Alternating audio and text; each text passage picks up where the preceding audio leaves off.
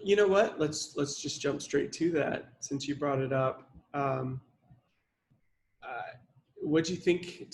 Talk more about like what you thought about the music. I'm going to have to do some research on the composer, but I thought the score really painted an atmosphere for this film. Very subtle, very low key, very quiet. When I was watching this film, it was hard to hear, like, with the refrigerator kicking on in the kitchen, making that buzz a little bit. It was hard to hear because the movie's quiet.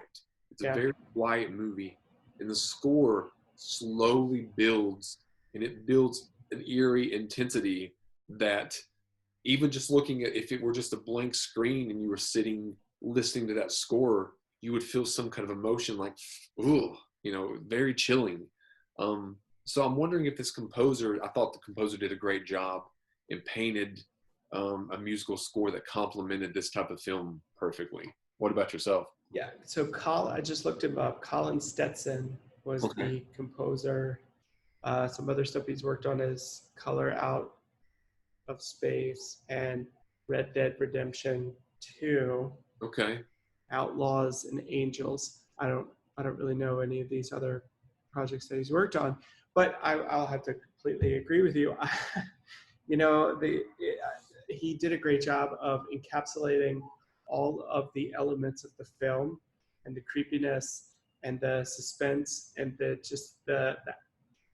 the other dimension of Yeah. this film Yeah. into his score. And I think a lot of these films, a lot of horror films, are very much driven by the music. Yes. It's kind of like it's like the old Looney Tune cartoons where it's all driven by the music. Even the footsteps are driven by the music. Yeah. Same thing, same concept, just in a little darker of a twist. But yeah, I think it did a phenomenal job.